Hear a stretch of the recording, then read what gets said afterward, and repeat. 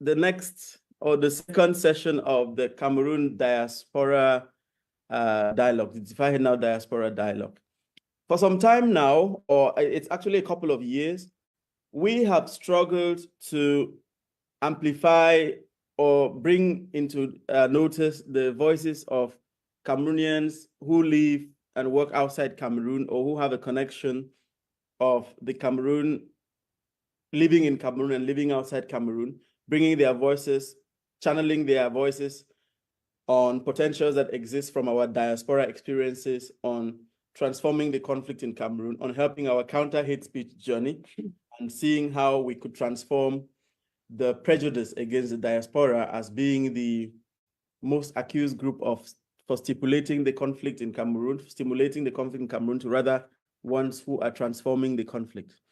We started already 3 years ago when we had a town hall meeting here in Berlin that tried to bring together different activists who were in Berlin. 2 years ago, we did, or is it a year ago, we did a documentation of the various football clubs that exist in Berlin of Cameroonian origin, and you would be amazed that there are well over 12 of them, because, as you would say it in French, on a foot, Cameroonians are always crazy about football, and therefore we thought there could be some potential between using football as a bridge for amplifying diaspora voices on countering hate speech in Cameroon. Since last year, we have started these regular panel discussions where we bring in different voices of people of Cameroonian origin living, working, or doing some kind of engagement abroad to try to see how we can fine-tune our perspectives towards fighting hate speech in Cameroon, towards promoting better usage of social media, and in general, building community resilience and advocating for the transformation of the conflict in Cameroon. Today, we are coming for this one at a very special context. Our heart sympathy to everyone who comes from around Bamenda because of the accident that has occurred there 2 days ago now, with more than 300 shops being burned in the market, and at least 30 people being injured, as I've read the report from the governor this morning. I mean, I come from there myself, and most of you here are related to that in one way or the other. So our thoughts are with the city of Bamenda, whether we're tuning in from Berlin or from Paris or from Montreal, Canada. We are keeping that in our close good thoughts. Before I continue, I would like to remind you that this session is being recorded for onward usage in our work and in our for reporting and everything. Just kindly be aware of that. Secondly, I would like to invite everyone to mute themselves and only unmute yourself when you're talking. If you don't do that, then we will take upon our liberty as hosts to mute everyone, and then you can only unmute yourself when you're talking. There is ample time for everyone to talk, and our idea here is that every panelist we invite has speaking space. This month particularly, we are focusing on amplifying youth voices in the issue here, so youth in the diaspora, for several reasons. Young people in the diaspora of Cameroon is growing over time, especially with the conflict. And because of the conflict, or also because of economic consequences, a lot of young people move out of Cameroon. Cameroon is not left out of the huge African, what do they call it again? That money that goes back home is called what? Transferred payments. There's a word for it. The amount of money that is repatriated from people working abroad. Remittances. Thank you. Remittances keep growing from every African country. Cameroon is not left out because the Cameroonian population really migrates abroad, and most often it is young people below the age of 35. So therefore, considering this, and also considering that our work at Defyhatenow really focuses a lot on fighting, on countering hate speech, and especially online, and transforming social media to safer spaces, and young people abroad definitely connect more to home through social media, it is but normal that we should bring this topic in the context of youth perspectives. And therefore, I'm delighted that the 4 different panelists accepted to be our guests today. And together, we are going to expand on that topic a little bit more. I am happy now to introduce the moderator of the session, who is going to take over now and then continue. I'll only come back again at the end. Pardon? Yeah. I would like to call on everyone to turn on their subtitles so that we can have whatever you're saying also coming out as words, so that you can have accessibility for everyone, including people who have a little bit of challenge with audio challenge, hearing challenge. That said, now let me welcome Nfor Hanson Nchanji, Prince, who has just newly become a father. Congratulations again, Nfor Hanson Nchanji, on your becoming a father to a beautiful girl. Our greetings to you and your partner for your wonderful achievement. And I encourage everyone to drop their points. I mean, those who are not the panelists, to drop their points into the chat box. And at the end towards the end, we shall use the last 15 minutes or so to read your points, to read your questions, and see if the panelists can react to that. I wish you a wonderful, conscientious deliberation afternoon. Hello, Hanson. Thank you very much, Valerie. It's a big pleasure always knowing that we can come together like this and discuss for nation building. It's always a pleasure meeting very respectable panelists. I was going through their profiles and it's so huge that we cannot go through all their profiles today because they are very respectable Cameroonian youth who are in the diaspora, and definitely will be bringing in their own 1 cent as far as contributing on the topic is concerned. Of course, the Cameroonian youth, both in the country and in the diaspora, are facing numerous challenges amidst the ongoing crisis. The roles and perspective of the Cameroonian diaspora youth are crucial in addressing these issues, as they often bring unique insight, resources, and connections to the table. From advocating for peace and dialogue to supporting efforts and affected communities, also the diaspora youth can play a significant role in fostering positive change and reconciliation in Cameroon. Their perspectives can also offer valuable perceptions on potential solutions and pathways for peace in our homeland. And today we have very talented, experienced persons to discuss this topic: Cameroon youth at the crossroads of crisis, roles and perspectives of the Cameroonian diaspora. Now, I will just try to break the topic down to suit every guest. Like I said, we have very respectable and knowledgeable guests here, the panelists. This means by the end of the discussion, we should be able to see the role of women and gender activists, international relations experts on migration, and a topic that was discussed by President Pobi on the 10th of February. What can be the role of technology, the social media, the artificial intelligence, and finally, education and research, and why not culture? We have an expert here. To begin with, I would like to ask our panelists to give each an opinion on a trendy topic in Cameroon, hate speech. But I would like to introduce Dr. Monique Kwacho. Dr. Monique, I was going through your profile. You've done quite a lot, but can you tell us a little bit, like 30 seconds about yourself, and then you tell us about the hate speech that has been ongoing now on the social media in Cameroon? Good afternoon. Hello, everybody. Thank you for having me, Hanson. Thank you for having me, Defyhatenow. I am Monique Kwachu. In sum, I am a reader, writer, and youth worker. I also do research on education, gender, and development, specifically youth development work. As to what has been going on regarding hate speech, honestly, I think it's better now than it was in a few years back. So I think we're speaking in the antithesis of the anticlimax of the season. Hate speech for me peaked in 2017. I think I had a meltdown on Facebook Live after I had like an identity crisis. I think I wrote for This is Africa about having kind of an identity crisis in my own country because of the crisis, because of the Anglophone crisis. Having been raised as an Anglophone, but knowing that my parents hail from the Western region, during that season, it felt like you have no right to speak on this topic. And the names that were thrown at you at black leg, or just plain curses, or someone taking your picture and mocking you because, or throwing hate against you because of something you said and shared your opinion, or taking your words out of context, so on and so forth. But I think it's right now, in my opinion, I think it's gone down from that time.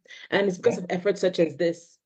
It's because, and also because more people are beginning to see that what we were saying back then as things have unfolded, unfortunately. What I would like to say though is, even as I say this is the anticlimax period, it's not that the root has been healed. That's what I like to leave. The root has not been healed. The hate speech is still there.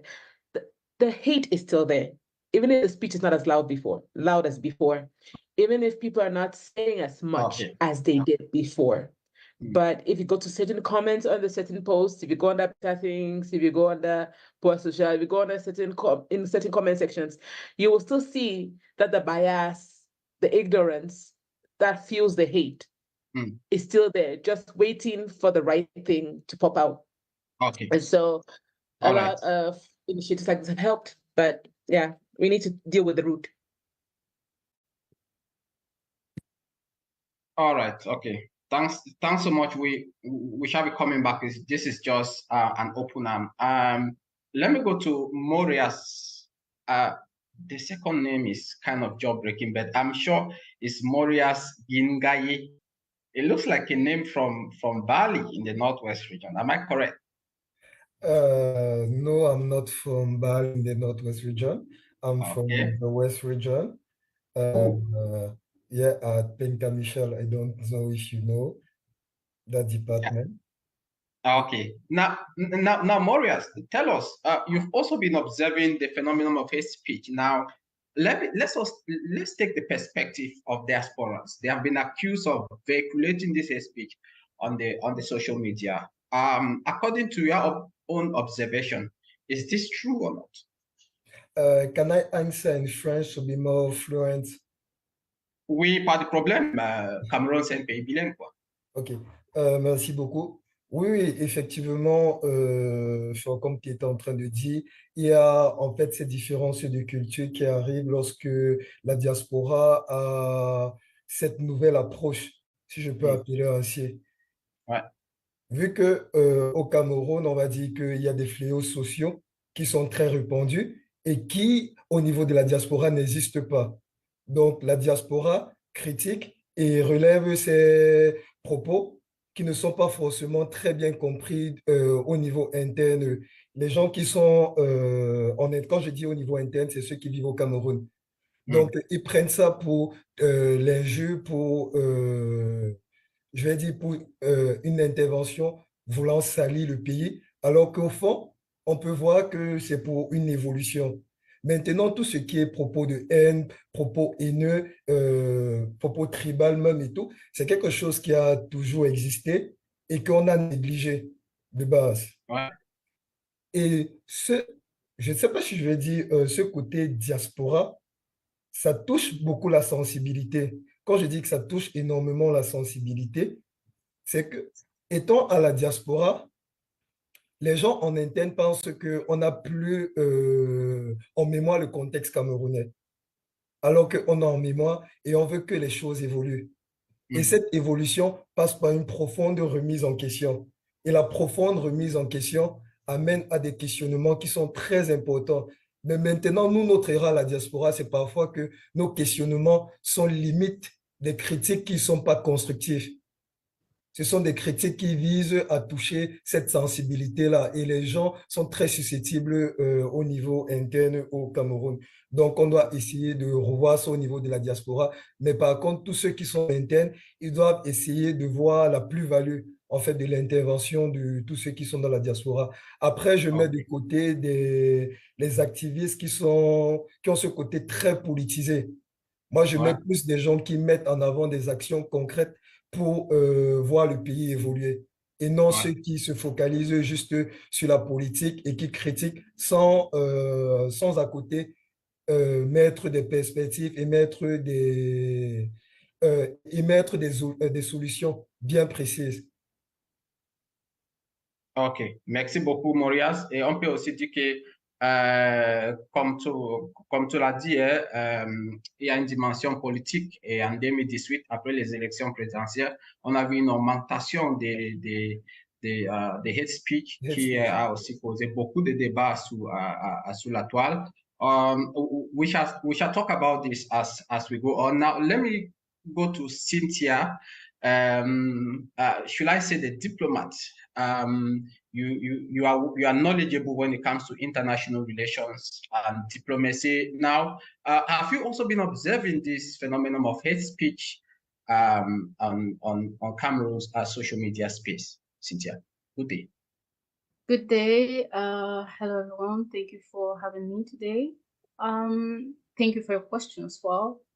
Yes, I have observed the hate speech, and upon which I have a question: do we actually mean what we write? Because we talk about social hate speech on social media, and which is really viral, especially after the election of 2016, coupled with the Anglophone crisis that escalated in 2016.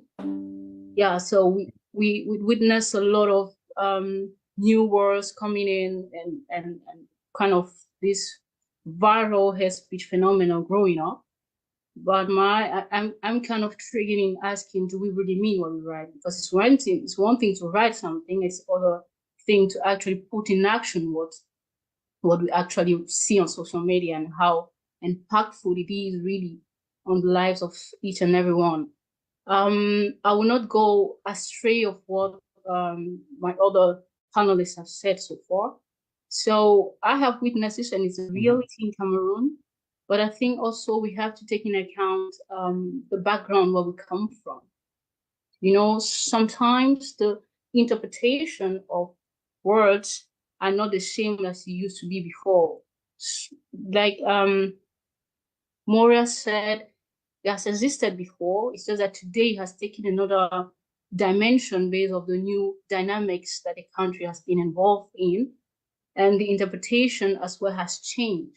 But I don't think that somebody would take the knife and kill another person on the road just based on the fact that he has been labeled one name or the other. So for now, I would say hate speech is a reality that exists. But I don't think that it's at a point that we really do mean what we say. There's already a structural technical violence existing in the country. The country is really located at a very fragile stage, and hate speech is among the phenomena putting the country in this fragile state. But most of the time we write what we don't mean. It's just the feeling and the mood on the online platform, and most of the time do not really take physical violence on the ground. Not that it doesn't exist, it does exist, especially considering the security concept. But it is a concept that me personally, I treat with caution. I would like to stop here for now. All right. Okay. Thank you very much, Cynthia. Now, the last panelist to talk on this aspect of hate speech is Tangang Andrew. Tangang, Andrew, you are a research fellow and you are a cultural enthusiast too. Can we say today that with the proliferation of hate speech on the social media, the diaspora, which is usually considered as a big tool and a big vehicle in development and good governance, is gradually becoming a nuisance to the Cameroonian society, this aspect of hate speech? And should we also say today that we are losing our cultural identities? We're no more welcoming individuals? Okay, thank you very much. I just want to hope that everyone is listening to me. Yeah, so you said just to get your question again, if the diaspora can, because you were kind of breaking towards the end. Yeah, I asked if we are losing our cultural identities as, you know, Africans were known, let me say, before now, to be people who are always very welcoming. But the phenomenon of hate speech has now caused a lot of division. Are we losing our identities as people who live in peace and solidarity? Also, let's look at the role of the diaspora in this. Okay, thank you very much for Hanson, and happy to be with you on the panel, and welcome to all the other panelists. Yeah, so interestingly, when Cameroon gained independence and reunification, I think the former president, El Haj Ahmadou declared that African unity, or Cameroon is going to be an embodiment of African unity. Of course, we had the realities of France or the French colonization on one side, and the realities of English colonization on the other side. And Africa at that time, of course, was really dependent, or was almost 3/4 of Africa had these two realities. So merging them in one country was going to be a defining moment for how Africa moved on. But now, as a country, let's say, yes, as you mentioned, the diaspora has been a real vector of development. But I think 2016 was a defining moment. If the Boko Haram insurgency did not affect us, but I think the Anglophone crisis has really weaponized hate speech in Cameroon. And as all the other panelists have said, the things we said and did before completely took a different turn, especially from 2017, when the conflict became like when we took the armed term. Now, I would also side again with all the other panelists that sometimes we might not mean what we say. Unfortunately, too, we are in a generation where the younger generation like to play a lot, especially when they are on their phones. You can say anything just because you want to say it. Like, go away, you Amber. You could just be joking, but it has its own implications. You could just say that online and you're picked up because of for security concerns. Again, still amongst young people, we strategically divided the country into 4 strategic regions, hate speech wise.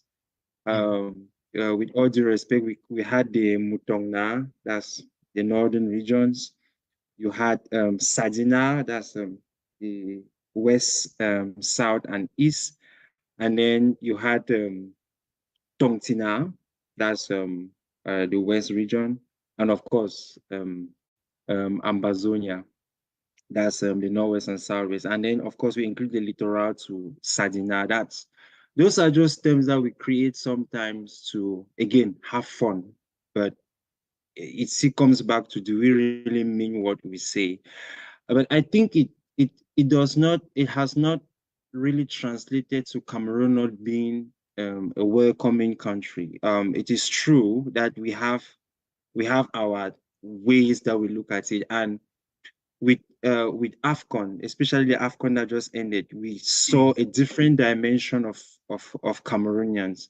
Even during AFCON in Cameroon, you notice that at some point it is really not a problem of peoples or like Cameroonians, but it could just be a political something, as you've said.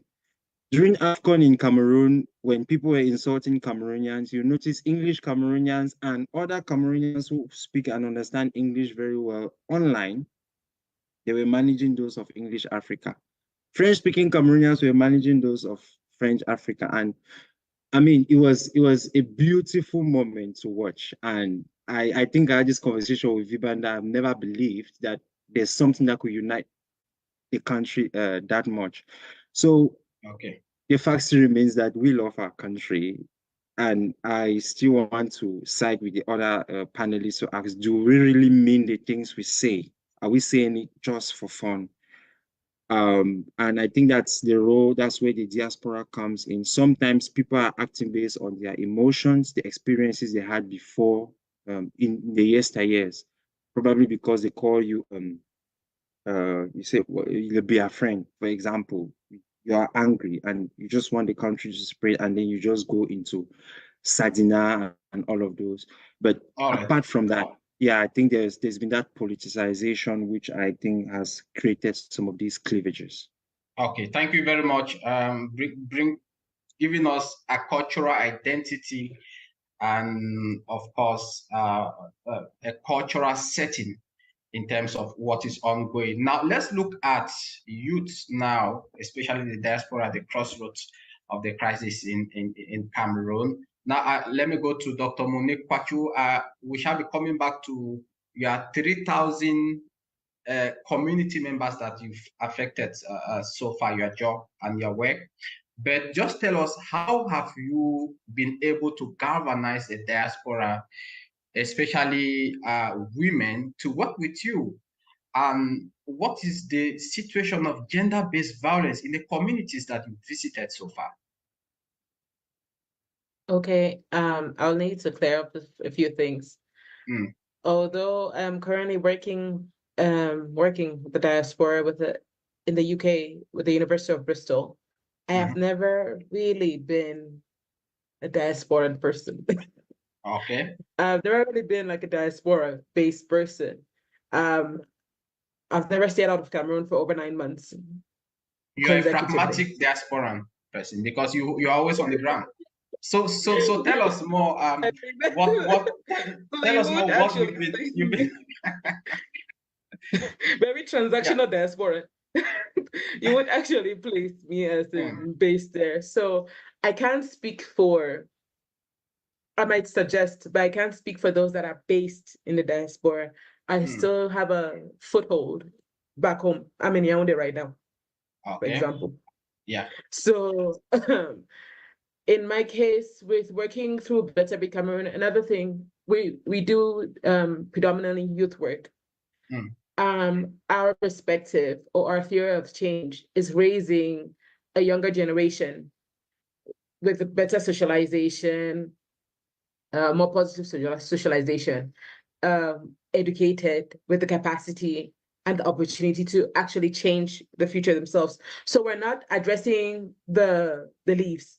We're working on the young people that will eventually be a different set of people, a different set of citizens and a different set of leaders. For that reason, I can't also say my work addresses gender-based violence as a problem, or Better Be Cameroon's work. My work as a researcher, my work as a lecturer in gender studies, yes, but Better Be Cameroon's work addresses socialization that breeds the thinking of gender inequality. For example, we have gone to CMF meetings, Christian Men's Fellowship, spoken to parents and CWF about how they're raising their kids and gender bias and gender divisions in the households. So we have furthered sex ed programs, those with young people, to be able to address those things. But we are not addressing the problem as is visible in the society, unless I'm supporting another organization to do that, such as Sister Speak 237, where I can be a facilitator for an event, something like that. Yeah. What I would say regarding our projects is, in working with, through the Summer and the Youth Right Contest, for example, we've had multiple, which is a youth essay contest for undergraduate students nationwide. I think that's our most popular project. there has been an annual essay contest. And through this, we've been able to, it's a rightivism project, we've been able to get young people to talk about what is the issue with Cameroon. One of the themes for I think 2020 was Dear Cameroon, we need to talk. Another year was about what makes our identity, what makes être Camerounais, what makes you Cameroonian, what makes you, and a clear case in point is when we were putting up posters for that to advertise the essay contest for that year. We were warned in Bamenda that we should not put in some schools because we could actually get the schools targeted to be birthed. So that was already like trying to pass that out to say, is there a communal Cameroonian identity, or is it that we are all different and just put it in the country? And getting young people to talk about this so they can remove that underlying hate and the ignorance to try and see what connects us, what makes us different, how we the same, and perhaps build that bond. Because going back to what Andrew said about our culture, about AFCON and things like that bringing us together, I've said Eru, music and football and beer has done more work than the bilingualism committee in terms of bringing Cameroonians together. Honestly, because nobody cares that Eru is Bangi. Nobody cares that it doesn't really have a linguistic group. Nobody cares where Jovi is from. He's more Yahudi than anything else. And I think if we find the common ground and appreciate the differences from the root, such as what Nigerians are doing, trying to know that this colonial master stitched a lot of diverse people together, we can then go forward. Okay. All right. Thank you very much. And also the role of the females or the women you're working with in advocacy and awareness. Definitely, they have a huge role to play. Or are you working with both sexes, like male and female, or you pushing? I work with everybody. Okay. We work with everybody. A Better Bit Cameroon is a youth development focused organization. So we work predominantly with young people, from pupils to undergraduate, let's say 30s, but at most 32. But generally both sexes, all our projects have always been like that.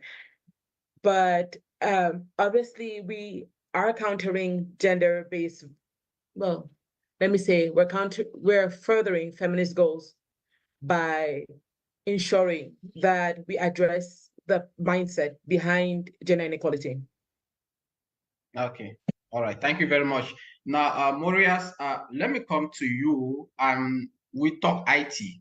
Now, you are a diasporan Cameroonian. Definitely, you stand in the best position to tell those who are fleeing from the conflict on what to do and what not to do, especially when they are navigating online in search of jobs, in search of maybe schools. Now, I did a report 2 months ago concerning one Cameroonian lady who came to Nigeria, and she was due about 6 million francs CFA. She's not the only one. There are many Cameroonians who are fleeing the conflict, who say they are fleeing the conflict, some for economic reasons, and they are going abroad for greener pastures. Now, as someone who is in the IT and then who knows all these things, what can we do today to make sure that this does not happen tomorrow? Many of them who are watching you now, how should they go about this massive exodus of Cameroonians who are being scammed? Some go for ghost jobs in Ghana, in Nigeria, in Guinea. How does this really work, you know? Oui, effectivement, comme tu l'as si bien souligné, il y a une forme d'exode qui est exponentielle, vu que le chef de l'État, le 11 février, le 10 février, il a énormément parlé dessus. Donc, ça montre que le malaise est très profond et que plein de Camerounais ils veulent quitter pour venir dans la diaspora et ils prennent des risques non mesurés. Donc, c'est vraiment quelque chose de très présent dans les esprits. Maintenant, au niveau de l'IT, dans sa globalité, c'est très important que les gens sachent que l'IT permet de travailler peu importe où vous êtes. Par exemple, moi, je suis là sur Paris Mes missions sont généralement Bordeaux, Strasbourg, etc. Mais moi, je ne quitte pas mon siège de Paris. Je reste à Paris pour gérer cela. Donc, le digital offre cette opportunité-là à la jeunesse de travailler, peu importe où vous êtes. Tant que vous êtes bon, vous pouvez travailler étant à distance. Il y a tout à l'heure, le docteur Kwachu disait qu'elle va très rarement dans la diaspora et qu'elle est plus au Cameroun, mais elle fait ses travaux, je crois que c'était à l'université de Bristol, si je ne dis pas de bêtises. Docteur Quacho, vous pouvez juste confirmer? En Angleterre? Oui, en Angleterre. Ouais. Donc, effectivement, donc on peut voir qu'elle a fait ses travaux étant au Cameroun et puis avec des universités de l'autre côté. D'ailleurs, si vous voyez derrière moi, il y a le logo de l'événement qu'on essaie de promouvoir, qui est le Cameroon Cultural and Digital Days, qui met en avant tous les aspects du digital qui peuvent aider la jeunesse à se former et comment est-ce que le digital aide aussi la culture. Parce qu'on a bien compris qu'il y a deux aspects aujourd'hui qui sont importants en plus du sport, comme le frère le disait tout à l'heure, qui peuvent aider la jeunesse à s'épanouir, à contribuer à son autonomisation. Donc, on a compris que c'est le digital et la culture et un peu de sport, mais sauf que nous, on n'a pas les appétences pour le sport, donc on a préféré laisser le sport de côté. Donc là, il faudrait que la jeunesse commence, d'abord, à utiliser les réseaux sociaux de façon plus éthique. Quand on voit la sphère des influenceurs au Cameroun, les influenceurs camerounais, ils sont très orientés dans tout ce qui est buzz. Et quand je dis buzz, c'est le buzz qui n'est pas positif, toujours. Ça tourne pratiquement toujours autour de la sexualité, autour de l'alcool, autour de ce genre de trucs. C'est pas mauvais si c'est ce que les gens ils aiment. Moi, je suis pas là pour taper sur la tête des gens. Mais à côté, il y a aussi des gens qui promeuvent de bonnes choses. Par exemple, Rebecca Inanchan, lorsqu'il y a une opportunité, elle n'hésite pas à communiquer sur sa page Twitter. On voit Annie Payeb qui le fait.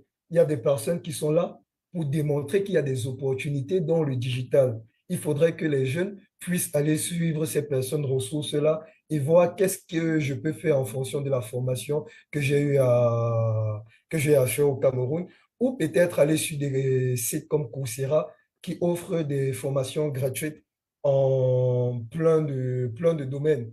Et tout se fait 100% en ligne à la fin, tu as une certification. Je pense que les jeunes, ils doivent sortir de cette sphère des réseaux sociaux parce qu'ils sont énormément dans le Congossa en ligne. Regardez par exemple les lives TikTok, les pages de Congossa et tout, tous les commentaires, les likes qu'ils arrivent à avoir. Mais si vous voyez par exemple une page qui essaye de démontrer les opportunités que la jeunesse peut avoir au travers du digital, par exemple Defyhatenow qui se bat pour tout ce qui est hate speech, tout ce qui est violence verbale, tout ce qui est violence autour des ethnies, etc. Regardez par exemple les pages de Defyhatenow. Ce sont des pages qui ne sont pas suivies, alors qu'ils essayent de promouvoir quelque chose qui est très intéressant et quelque chose qui est super bien. Ça me permet aussi un point qui est le tribalisme en ligne. Le frère l'a si bien dit. Il y a des intonations qu'on attend aujourd'hui, que ce soit Sadina, Tontina, Ambazonien. Ce sont des intonations que parfois on les fait dans le mauvais sens. On dit qu'on blague avec un ami, mais on ne connaît pas l'état d'esprit de l'ami qui est juste à côté. Il prend son téléphone, il a vu comment on appelait l'autre mec en bas. Ou peut-être il a vu on appelait l'autre mec Tontina, Sadina. On ne sait pas ce que ça crée en lui, la frustration que ça crée et comment ça se répercute au quotidien. Donc, il y a ces éléments-là que nous, à notre niveau, on devrait déjà signaler à ces différentes plateformes. Quand je parle de plateformes, c'est tout ce qui est Facebook, TikTok et tout, parce qu'eux, ils n'ont pas cette code. Ils n'ont pas les codes que dit Sadina, Tontina, Ambazonien, que c'est quelque chose qui est forcément de mauvais. Donc, nous, déjà, notre rôle, que ce soit la diaspora, que ce soit ceux qui sont en interne, ils doivent déjà signaler ces mots-là pour que ces plateformes et les algorithmes puissent comprendre que c'est quelque chose qui peut alimenter la crise au niveau du Cameroun. Donc, ça, c'est un point qui est très important. Et ensuite, un deuxième point qui est très important, c'est la formation. Là, je ne veux pas tirer sur le gouvernement, mais je pense que le gouvernement, il devrait beaucoup plus intégrer l'IT. L'IT est incontournable. Par exemple, moi, j'ai fait 3 années d'études ici en Europe et pour moi, l'IT a toujours été au centre. Mais quand j'arrive au Cameroun avec l'événement, le Cameroun Cultural and Digital Days, je me rends compte que quelqu'un qui est en Master 2 n'arrive pas à me faire un mail correctement. Et ce n'est pas de sa faute, parce qu'il n'a jamais eu à devoir faire un mail durant toute sa période académique. Donc, ça fait que tu te poses la question, mais si c'est qu'on intègre, je ne sais pas, juste un ERP dans les écoles avec un intranet pour pouvoir permettre aux étudiants d'avoir juste un mail et communiquer avec le professeur via ce mail ou, je ne sais pas, un réseau social d'entreprise, par exemple un Teams, un Zoom, etc. C'est juste ces petits trucs qu'on peut intégrer facilement et qui peut permettre aux gens de développer l'éducation numérique. Ça ne demande pas grand-chose. Certes, financièrement, ça va coûter à l'État, mais ce sont des petits, on va dire comment, des petits outils qu'on peut intégrer de manière progressive pour que cette jeunesse-là puisse comprendre que l'IT aujourd'hui offre des opportunités et que tu peux être freelancer, tu peux être en CDI sans avoir à se déplacer du Cameroun. Okay, thank you, Maurice. Just to come back to the aspect of hate speech in the diaspora. Now, your first point was very valid. You know, the diasporans who are using all sort of words on hate speech, hating against each other. Now, you spoke about digital culture. Now, how can this aspect be reduced culturally in the among the diasporans? Oui, effectivement, il faudrait que la diaspora aussi, qui ne reste pas fermée dans je sais pas, dans le mindset que le Cameroun est difficile à changer. Parce que ceux de la diaspora, lorsque vous causez avec eux, ils vont vous dire que ouais, on va essayer de discuter, on va essayer de faire ceci, ça ne va rien changer. Donc, autant mieux, on se comporte de n'importe quelle manière, qu'on peut insulter, etc. Parce qu'on sait qu'on va rien nous faire. Nous ne sommes pas au Cameroun et on n'a pas l'intention de peut-être rentrer au Cameroun. Donc, on peut dire du n'importe quoi. Moi, à mon niveau, ce que je fais, moi, j'essaye de faire comprendre aux membres de la diaspora que ça ne sert à rien d'insulter, par exemple, que tel n'a pas fait ceci, tel n'a pas fait son travail, que nous, à notre petit niveau, on peut s'engager et on essaie de mettre sur pied des événements où on essaye même d'être des vecteurs de quelque chose de bien sur les réseaux sociaux. Par exemple, moi, sur les réseaux sociaux, et ça, c'est ce que je dis à mes amis de la diaspora, sur mes réseaux sociaux, il y a un certain type de compte ou peut-être de médias que je ne suis pas. Parce que je trouve que ils encouragent la haine. Que ça, c'est le premier aspect. Si c'est que tu peux te permettre déjà de unfollow ceux que tu estimes reconnaître qu'ils encouragent la haine, le tribalisme, etc., c'est déjà une première victoire. C'est que tu ne permets pas à l'algorithme d'ouvrir le champ de possibles. Et ensuite, deuxième point, il faudrait que la diaspora puisse signaler ces comptes-là et aussi qu'ils puissent réfléchir à deux fois avant de publier quelque chose. Comme je l'ai dit dans mon propos préliminaire, il y a deux cultures qui se rassemblent. Il y a la culture camerounaise, il y a la culture de son pays d'origine. Ça fait que quand vous êtes dans la diaspora, il y a certains éléments que vous ne voyez plus de la même façon. Et ces éléments-là, quelqu'un qui est en interne au Cameroun, lui, il ne perçoit pas ça. Donc, quand vous parlez, par exemple, vous allez lui dire, etc., vous avez fait ceci, cela, etc. Lui, il va voir ça comme un affront, comme si vous étiez en train de salir le pays. Nous, en France, par exemple, on a la possibilité de critiquer le président parce que c'est comme ça, c'est la culture. Mais sauf qu'au Cameroun, lorsque tu critiques le président et que tu le fais de manière violente, tu as forcément les Camerounais qui vont te reprendre que, attention, il ne faudrait pas faire ceci, cela. Et pour moi, ça ne sert à rien d'aller critiquer le président. Il faudrait critiquer les faits. Okay, thank you very much, Maurice. We definitely have a long way to go in this discussion. Now, let me go to Cynthia. Cynthia, good afternoon. Now, Maurice was talking culturally about immigration. Now, let's look at President Paul Biya's speech on the 10th of February. He spoke about youth who have been going out of the country. Of course, we know that there has been an influx. That's why the U.S. instituted a temporary protected status for Cameroonians. This shows that the conflict in Cameroon is showing no end yet. Now, the role of the Cameroonian diaspora is very crucial in this situation. Do you think that this upsurge in people migrating out of Cameroon has really exposed the issues of the conflict? And is there something that we really need to do? And what can the diaspora do concerning this migration? I will say migration is not new.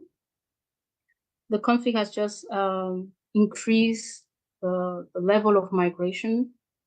And there are two factors. Why are youth migrating? Why are we migrating? One, because of the conflict, but also because the context or the socio-economic context is not favorable. Morias has talked about the education system, I want to put it like that. The education system, people who are not informed, and the platforms. The thing is, how is education for us? How does the state or the government, I want to put it like that, make education to be important? People go to what is important for them.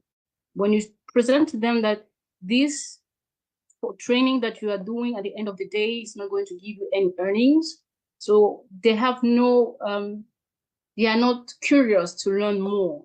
And that's why you will see that the underemployment rate in Cameroon is really, really increasing by the days, as well as the underutilization of skills. So when you look at the socioeconomic profile of Cameroon, people are migrating not out of will, but because there is not enough opportunity for them. And the conflict, like you said, has just increased this migration. So when I was in Cameroon, I was working on a project about the internally displaced people, and I really went to areas, really villages, where you will find people and you will have tears in the eyes about what you are seeing, about what people. So when somebody who has lost everything because of the conflict and has no support from family, friends, or whatever, has to flee, and then is just left with the only option maybe to move away from Cameroon to look for better opportunity for himself, or he or herself. So you can't stop such a person. You cannot, and we as the diaspora now, what we are going to do. But like you said, we are also being targeted as the one instigating the conflict. And I would say that the perspective of diaspora is also large, you know, because there's this diversity of diaspora. You cannot, from diaspora from France, USA, Germany, UK, Asia, Cameroonians are everywhere. Cameroonians are everywhere. So we have a different view on how conflict should be addressed. We have a different view of how Cameroon should be in terms of development, in terms of opportunity. And like one of the panelists said as well, you know, the culture of your host country and the culture of your origin country, they clash. There's this acculturation in the middle. So at the end of the day, you don't know where to put your head, I want to put it like that. And you also have to take in mind the context, to keep in mind the context of your country of origin. So because it is what I've observed for the little time I've been here is that, and when the research I've been doing is that the diaspora has this ideas that, okay, you come to a host country, you see something that is good, which is positive, and you say you want to implement that thing back home, and you're just like, you want a radical implementation of that thing. It doesn't work like that. You need to understand the way people think. You need to understand the way people react to things. So for example, I've conducted a research where the Northwest, the Southwest, the North, Adamawa are the regions having the low employment quality among the regions in Cameroon. And why is that so? Because one of the causes is the lack of skills. So why the lack of skills in those regions? So these are the questions we should ask ourselves. Is it because the government is not doing enough? Is it because the people are not sufficiently informed? What is the problem? Why is this? And the government is trying as much as it can to, you know, bring education there, bring opportunities there, but still, there is still people or they still a very low skill competences or skill average in these regions. So when the diaspora, in my view, when we want to address the question of how to handle Cameroon, we need really to take into account what people really need, what people really know, what people really want. How do we implement it? And it's not about just about saying these are the project, but how important is that project for that person? Because sometimes we do have projects, but people don't understand the importance of that project. At the end of the day, the most important things, I want to have money. The house, really, no, I don't care. I just want to have money. I want to have a social security, but I don't want to undergo the process. Not because the person does not know, but because the person has not been put in a place where he valued the capacity that he or she has. You talk about Marias, you talk about students who are in Master 2 who does not know how to write emails, which is not of their fault. Yeah, but this same person at the end of the day is going to go and sell tomato. He's going to go and sell, I don't know what, at the end of the day. So you see the relevance of education is not putting forward. And this person, in a context of frustration, because he or she has responsibility at home. Your parents, your brother, your siblings, name them, yourself. And at the end of, in the middle of your journey, you maybe get pregnant, you have a family, you have a stability. So people are in the mindset that there is no window. So they should flee. And this is why the discourse of the president come and say, why are so much people fleeing the country? If it's easy to have a passport than having an ID, so what do you expect of me? Yeah. If I can have my passport in 72 hours and not having my ID card in 5 1 years, year, 2 years, I have my special. So I want to say, now, Cynthia. Yeah. Yes, let me redirect this question this way. Now, you've said that the diasporans are not opposition voices to the government of Cameroon. Am I correct? I will not put it that I didn't say they are opposition. I will say that we are rather diverse in our opinions.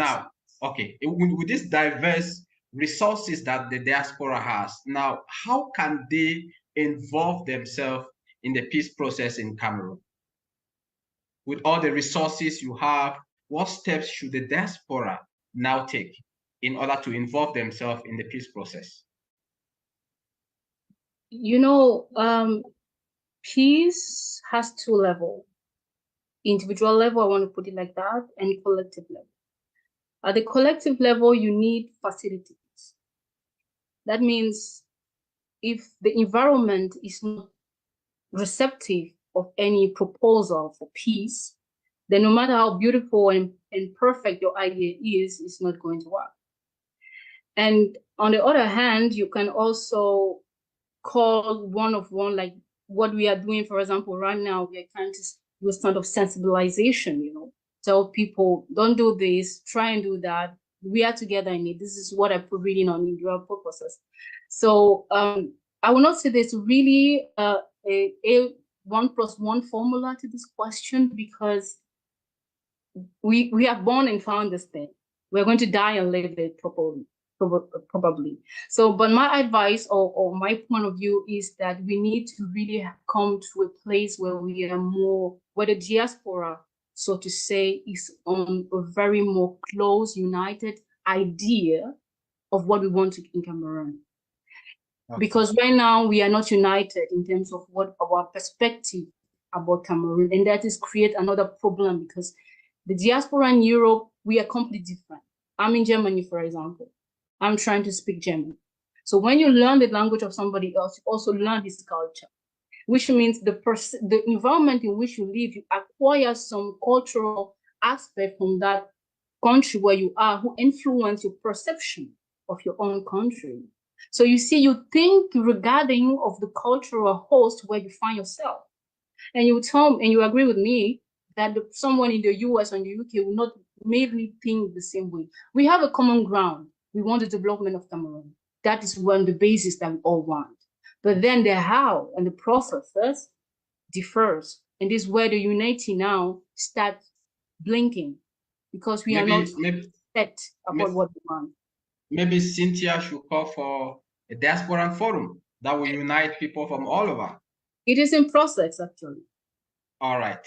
I mean, that's good news. That's some good announcement made by Cynthia. We will note it down and note the date down. Now, Tandang Andrew, you are into local development. Now, also you have a knowledge of as far as institutions are concerned. When you sat in the diaspora, I don't know if you were, by 2018, you were already out of Cameroon. But when you look back at the evolution of the conflict and the institutions that have been put in place, the Major National Dialogue, the Bilingualism Commission, the Special Status, you as a research fellow, do you think that this was the best thing to do in this crisis? Okay, thank you again. Interestingly, yeah, in 2018, I was not yet out, but actually in 2018, I just came back or 2018, I went to South Africa and I came back in by 2019. So when the Major National Dialogue came, interestingly, we were already working around issues of youth and participation in the peace process. So we just complemented the efforts of the Major National Dialogue.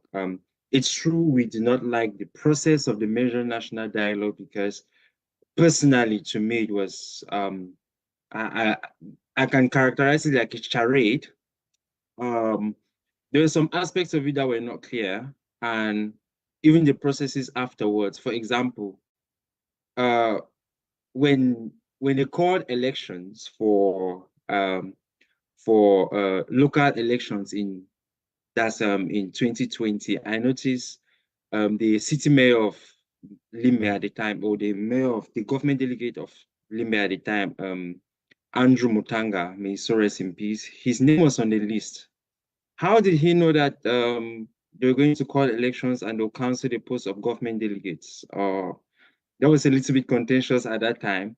And including the fact that most of the delegates to the conference, to the Major National Dialogue, were big barons, political parties, and all of those. So again, government played with the playbook of the top-down process. Still, it is something that they've given us, and we have to build on it. So, in my honest opinion, if taking it from a diaspora perspective, I think we should just go back to our roots. Now, I am a strong advocate of local development, yes, but not local development led by councils, but local development led by people, villages. You would already know, especially in the West and Northwest, where I've done a lot of my research, that we have a self-reliant culture, and that self-reliant culture attaches us to the village one way or the other. There are even villages where if you don't pay your contribution card, and you want to carry out a project in the village, you will not do it until you've paid all of it. And they even follow up in the diaspora, you must contribute. Because you're from there, you must contribute to the development of the community. That is a perspective of local development that we did not build on when all of these local governance processes were set up by the government. We actually put that aside, and today the government has created, or the government wants to put all of these village development associations under the control of the council. Again, it is still another attempt by the government to want to create a system that they can control. I don't think people will accept that. People would normally go against it. But we already have a dynamic that's in place. If every member of the diaspora goes back home, and as Cynthia mentioned, you identify what we need. What do we need back at home in our villages? We need schools. We need hospitals. We need good farm to market roads. We need benches in those schools. We need good, clean toilets in those schools. The girls need access to better facilities to manage their menstruation in schools. Those are the kind of things we need. But we are not looking at those key things. And when you look at the priorities that local development actors put in place, you start wondering if we really know what we want. And then the next thing you talked about, the special status. The special status there's everything special about it. Let's be fair. And again, as I said, it's a step in the right direction, but still it still follows that top-down aspect. Now, there's really nothing different in terms of the modus operandi of the special status. And I hope as time goes, we'll better understand the role of the public independent conciliator and the commissioners for development, the commissioner for social affairs, education, and all of those. It really needs to be clarified because so far nothing has changed. We understand it's a new institution, but if we I don't want us to copy from somewhere and paste because of course Cynthia is against it and personally I'm against it. But I am for a new way of doing things, and that is we should make use of the decentralization process. For the government should give the people the opportunity to contribute to development. We should stop investing a lot of government funds in building council buildings. No, we need the local economy to thrive.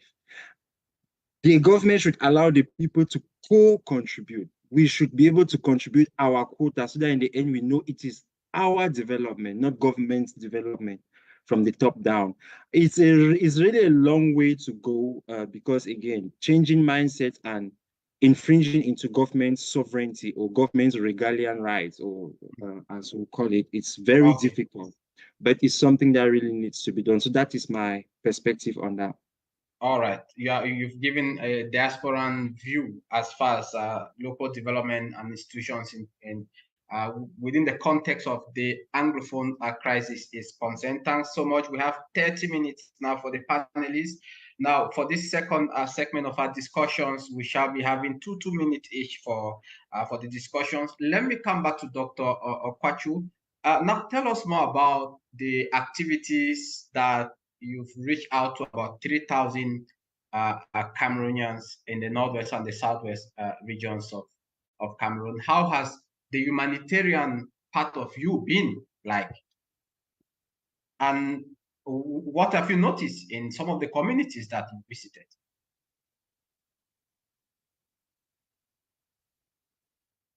Dr. Monique?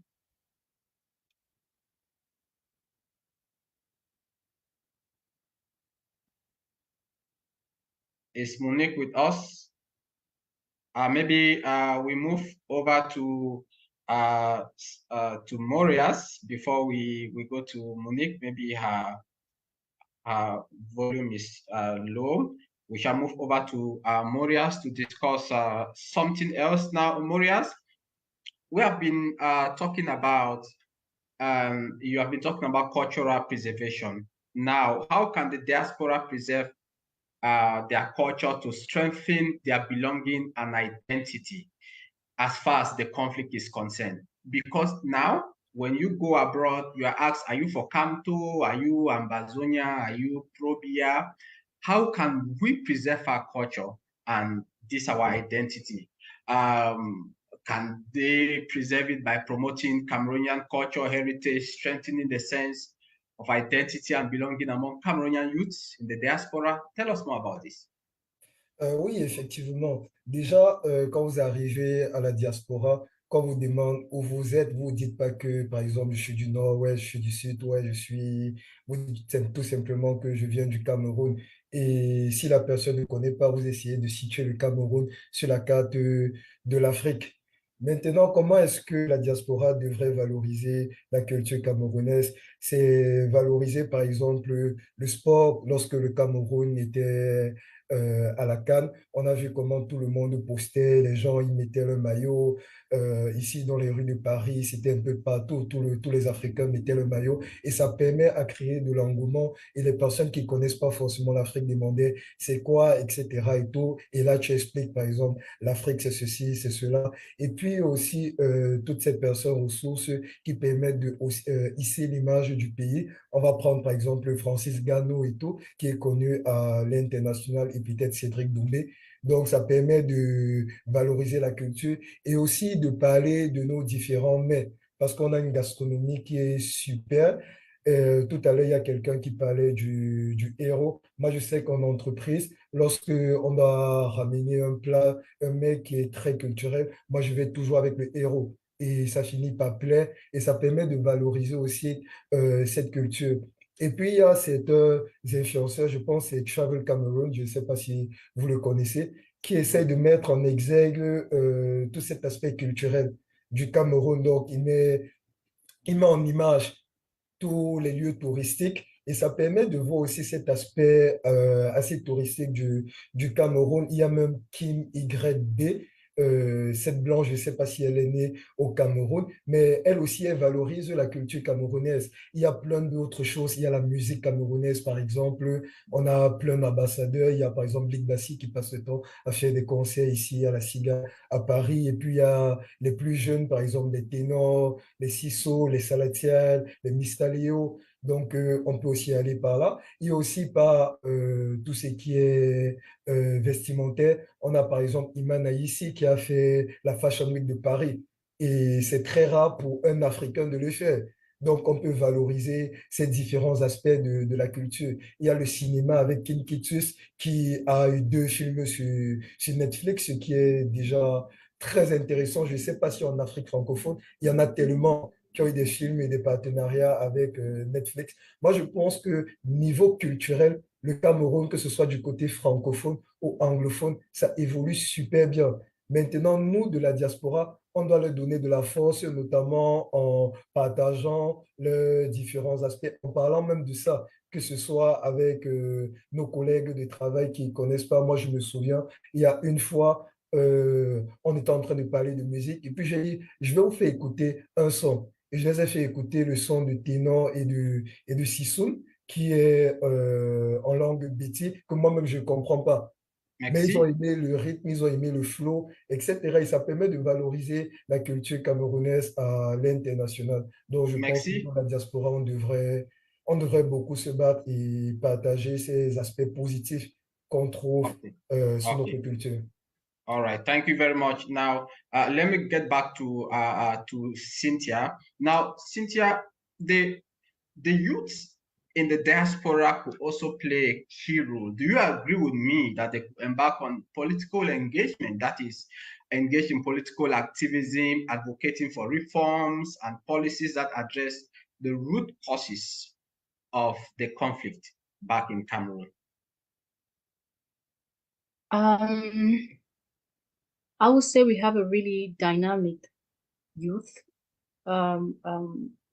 generation, and we are very, very much interested in our country, definitely. To say if we are interested in politics, yes, I would say today we are really more interested in politics than back in the days. And it becomes more and more important for us, the youth, to really take the front to change a pattern that has been there for decades already. But we are still facing struggles. As we all know, there's nothing new. I don't think I'm going to say something that we are not aware of. But like I said, and like I'm seeing on social media, I'm seeing the youth are really trying to push harder in order to create a new frame where we can really have safe space to discuss and to improve ourselves. There's still a long way to go though, like I said, because we still have this, we are not yet there in terms of unity of what we want, but we are working towards that. And I think it is something that we should keep pushing to do. And as long as, sorry, there's a message that pop up. As long as we keep having a really open mind about accepting diversity that we have, then we can move forward. Because what we have been kind of facing is my stand is good, your stand is bad. And I don't think there's no good, there's no bad. We should trying to find a middle. And right now, the Cameroon is the second most diverse country of the world after Chad. We have an index of 0.82. That means we are really diverse in Cameroon. We are the most diverse country in the world. So just to talk about that, you can imagine the wealth, the richness the resources that we have, and that we don't know how to use that. Sometimes there are some scholars who talk about curse of resources. It's not just about material resources, but also about the diversity of resources. And Dr. Monique said it, when you eat arrow, you don't know who's Cameroonian or not. So to come back to the question of politics, to say this involves as well in politics, but I don't think that somebody who's on MSA or RDPC when he eats arrow, he's saying I'm eating the arrow of RDPC, I'm eating the arrow of MSA. So definitely we have some unity ground that we comes together, definitely. I don't speak French, I don't speak English, but when I see my brother here, I don't care where he's from. He's Cameroonian. So we are working towards that, and we hope to really grow bigger and stronger in unity. Thank you, Dr. Monique. Kwachu, are you getting me now? Yes, I'm sorry. Okay, no problem. Let me just come to you. So we'll give you 3 minutes since you didn't respond the first time. Now, will you agree with me that humanitarian assistance is very vital? We see many diaspora youth who are getting less interested in helping IDPs, refugees who are back home. They call it ground one, ground zero. Now, you also agree with me that humanitarian assistance is very important, and there is a big need for importance of helping those back home. What steps can be taken to achieve this? I read a little bit about what you've achieved so far. You've reached out to 3,000 community members in the Northwest, Southwest regions of Cameroon. Now, tell us more about this. Well, Better Cameroon has been running for 10 years now. Actually, this is our 11th, but we took a gap year. So since establishing in 2013 with the cash prize from the Orange Foundation that I got for academic excellence despite disability, my hearing impairment,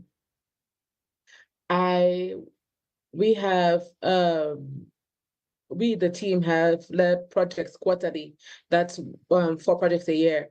And it's through those 4 projects a year over the course of 10 years that we've been able to impact 3,000 plus people.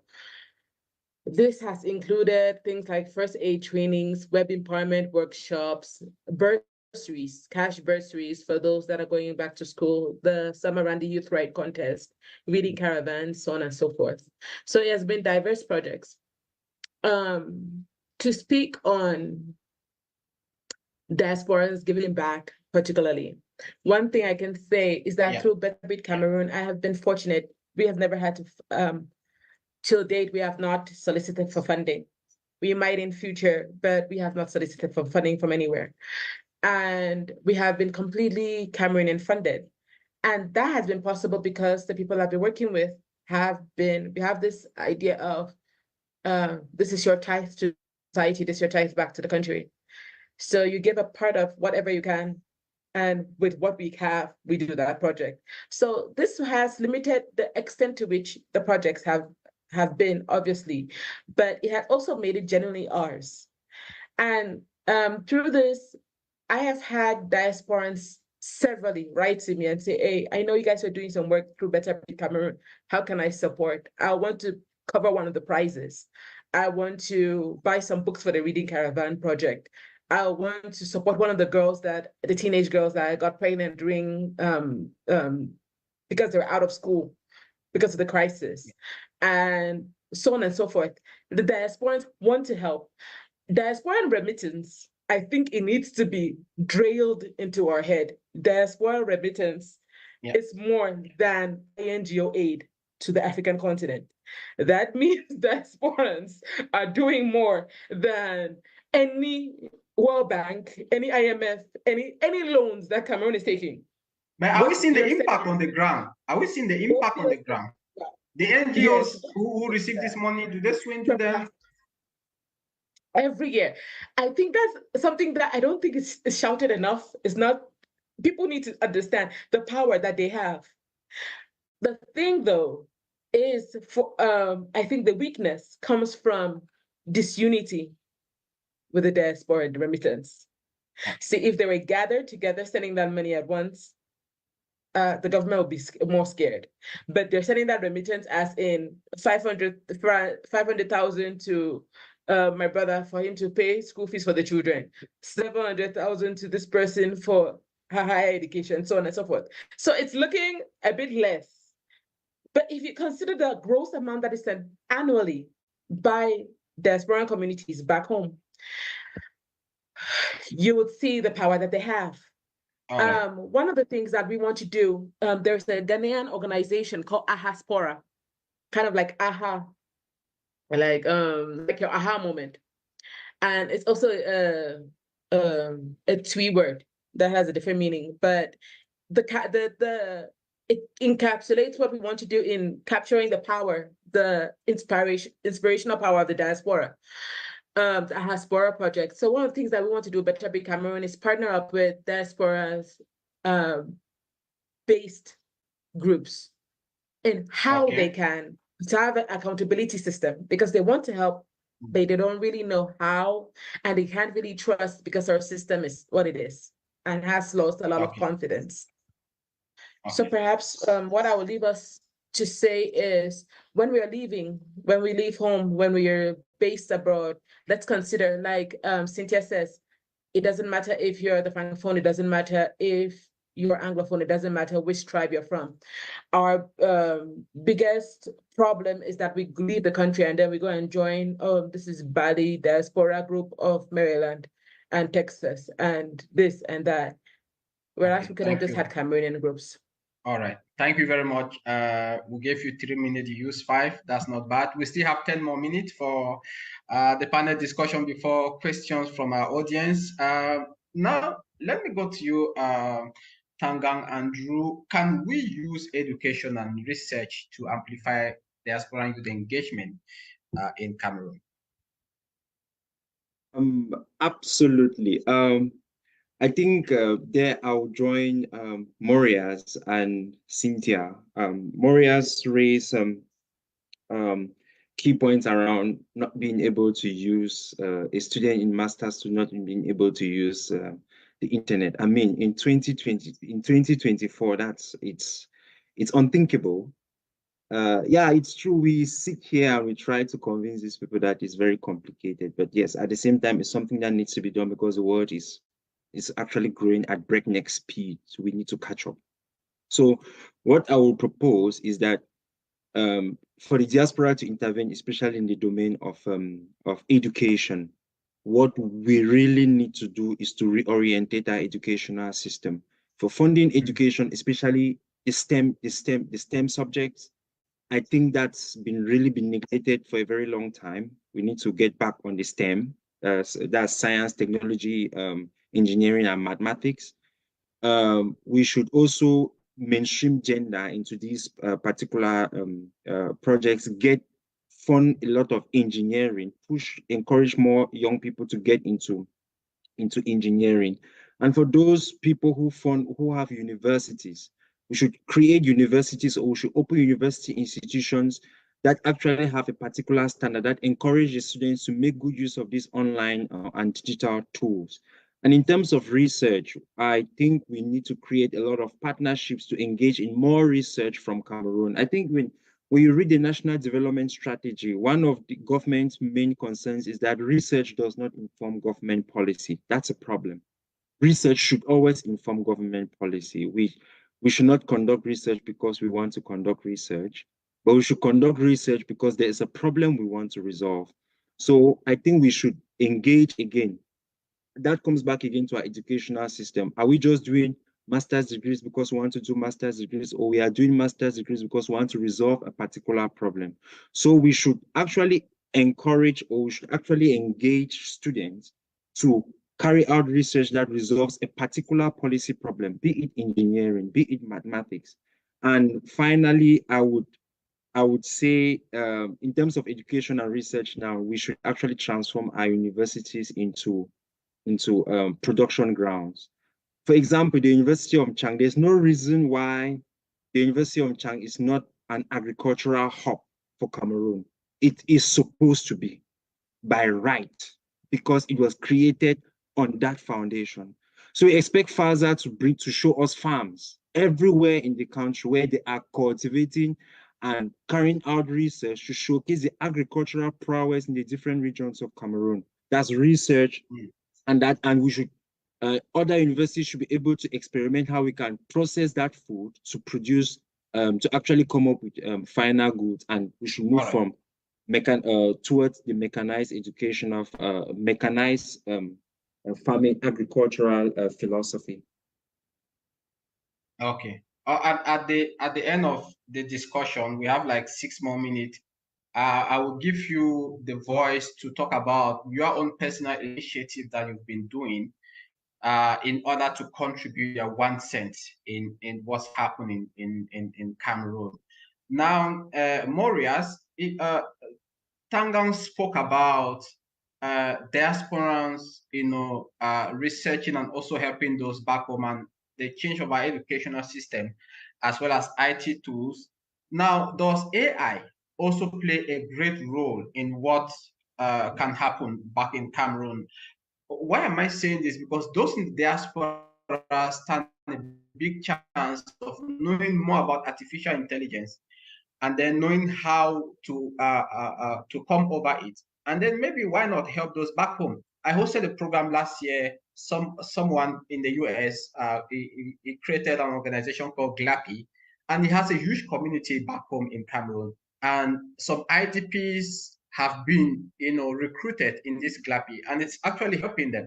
Can the diasporans be encouraged to do more things like this?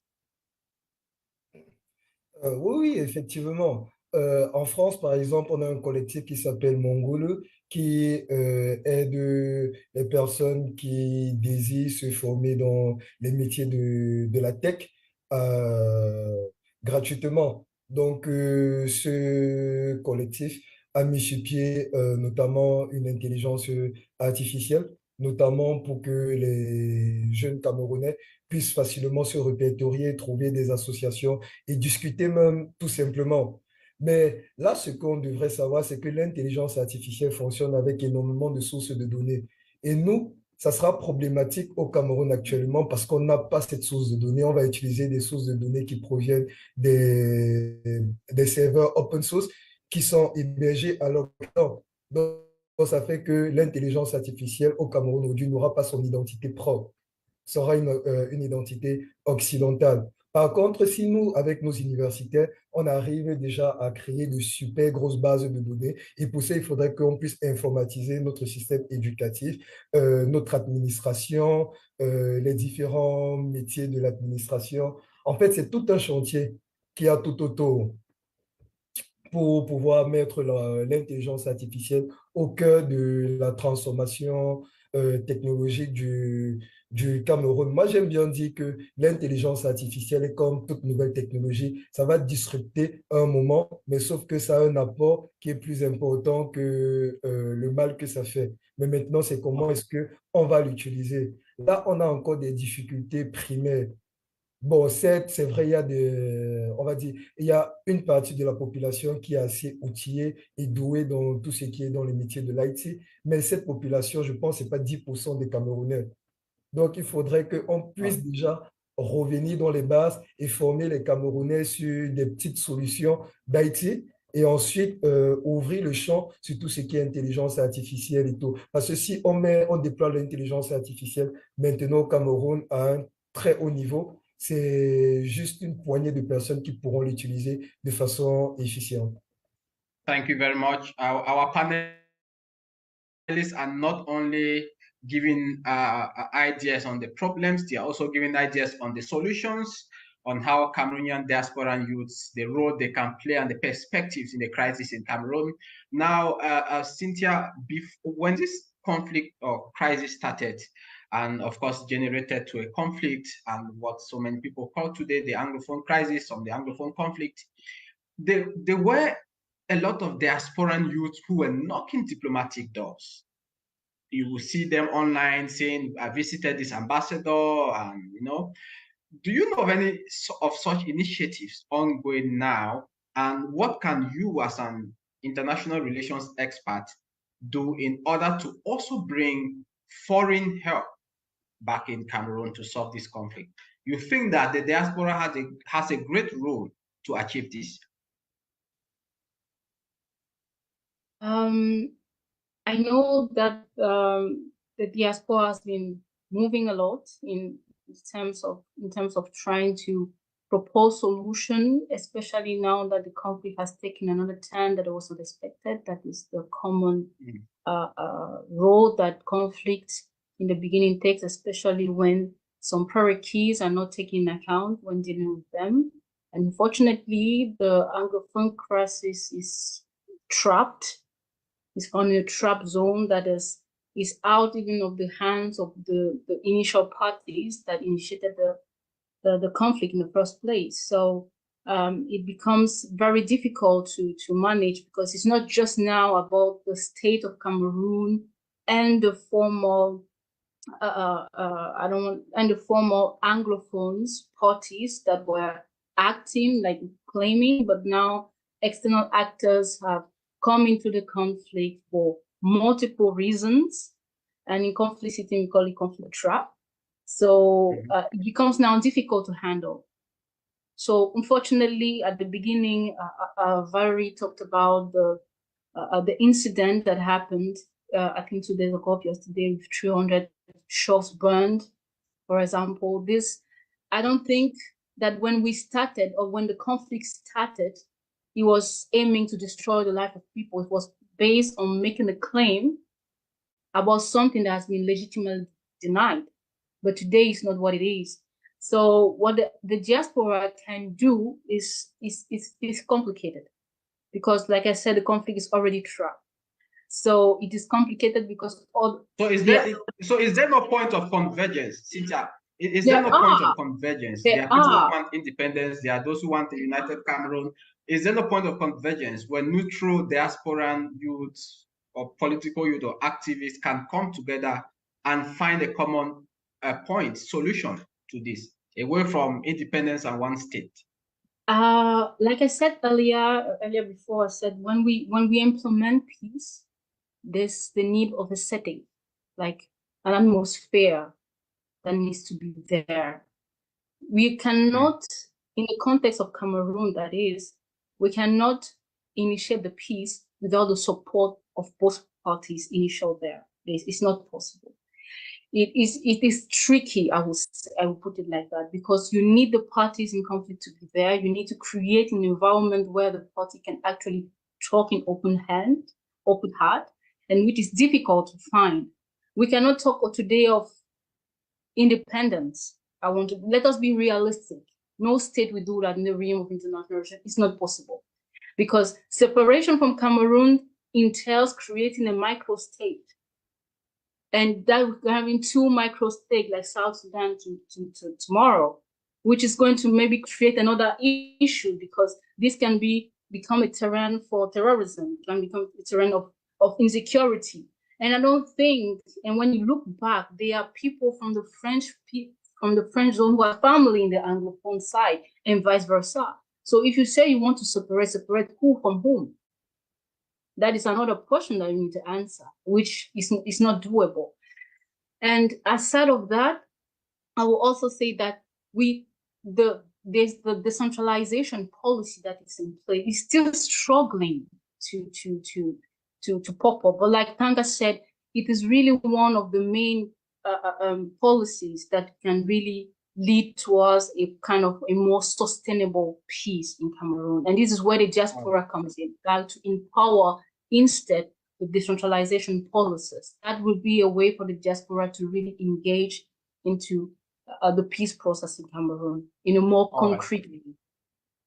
Final round, 30 seconds each. Dear panelists, it's been great discussion so far. We shall have questions from our audience. Just for Dr. Monique Kwachu, in your line of duties so far, what are some of the challenges that you've had?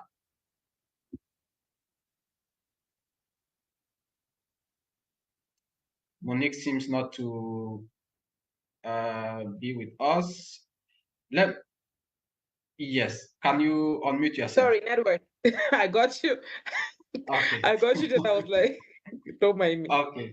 Yeah. Please repeat again. Yeah. What are some of the challenges you faced so far in your line of duties, in the tremendous work that you've been doing? Number one challenge, honestly, has been in terms of human resources. finding the right people to work. One of the things that we don't admit is a lot of us are doing the nonprofit work as out of the love we have for the country. It's hard work. But as much as it's hard work, you also have physical needs. You also need to support a family. You need to support yourself, and so on and so forth. One of the things I really struggled with is I did not want us to be an organization that is dependent on funding, on external funding. I did not want us to see Better Bit Cameroon as a money-making venture. So all members up to 2021 were working. We all had our own jobs, and we came together and did quarterly projects. It's only in 2021 that we actually had staff that was Better Bit Cameroon staff that could do social media, that could respond to questions, and so on and so forth. But even at that, you need somebody that will follow up the staff. So it's still been a lot to handle your job, to make sure that you have something to eat, so that this organization does not become a money-making venture for you. And keep that resistance at the heart of it. Because resistance work, it is resistance work. If we're saying we are fixing schools, or we're saying we're helping alleviate poverty, all of this is because somebody, the government, is not doing its job enough. So it's a form of resistance. It's a form of correctional work. And you need, based in a context where there's a lot of that social division, you need to be able to be aware of your why and stick to it, so that other people's opinions, so that the reality on the ground does not dampen your optimism or your hope for what should be. All right. Okay. Thank you very much. 3 minutes to go before I hand over to our audience who will have something to say now. Maurice, est-ce que vous avez eu beaucoup de challenges pendant vos discussions avec la diaspora? Est-ce que la diaspora a beaucoup de choses à faire, mais et ont beaucoup de challenges aussi, des obstacles? Oui, la diaspora, ils ont énormément d'obstacles parce qu'il y en a plusieurs qui veulent déjà venir implémenter des projets ou peut-être soutenir des projets, mais il y a cette crise de confiance-là entre ceux qui sont localement au pays et ceux qui sont à la diaspora, parce que les ressources allouées ne sont pas souvent utilisées à bon escient. Donc, il y a des gens qui sont prêts à mettre de l'argent pour des événements, pour aider, mais sauf que la personne qui crée, par exemple, le projet au pays, il l'utilise peut-être à d'autres fins. Et ça fait qu'il y a cette crise de confiance-là qui s'est créée, en fait. Et maintenant, moi, à mon niveau, j'essaye, moi, de créer avec ma plateforme Cameroon Cultural and Digital Base un écosystème favorable à l'éducation numérique et culturelle. Et comment est-ce que l'éducation peut favoriser le empowerment de la jeunesse et aussi comment ça peut favoriser le empowerment de la culture. Donc, nous, on essaye de faire des levées de fonds et à la fin des levées de fonds, on envoie, je ne sais pas comment je vais dire, une sorte de preuve de ce que nous avons réalisé à tous ceux qui ont contribué pour l'existence de notre événement. Donc, nous, on essaye vraiment de se crédibiliser au maximum pour que les gens puissent voir réellement à quoi a servi l'utilisation de leur argent. Okay. Cynthia, now, do you think that the aspect of double nationality has been a big problem in Cameroon, especially with the diasporans? If you come in and you have a nationality, you are naturalized in UK, they will tell you, oh, you are a British, you cannot talk about problems in Cameroon. Do you think that the diaspora has really faced this issue of double nationality, dual nationality in Cameroon? Definitely. It is one of the big topics in the diaspora, actually, about this double nationality, especially when we see that among the African countries, I think Cameroon is among the last countries who are refusing this double nationality. And like we all say, we know the resources that the diaspora is actually in Cameroon, like what we can bring, what we have. There are thousands of people from the US, from Asia, from Europe, from Africa, who are willing to go back and invest in Cameroon. We are told, Dr. Monique told about the remittances and say, if we gather those remittances, I mean, it is most of the time it's even way higher than the GDP of some European countries here. But then we don't see these resources that we have. But we also need to understand the context of Cameroon. We don't need to talk out of as if we don't know the context. The context is the system is very politicized. That's the truth.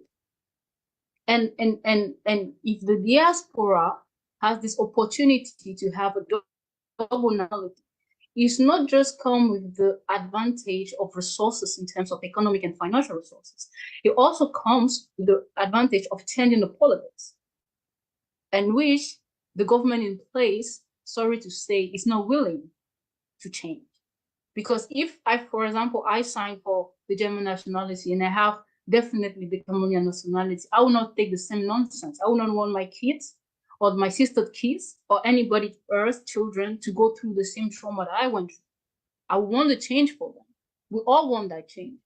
But we are muted on the political side because having the double nationality indicate as well the political side. That means we have the possibility to interact and to react.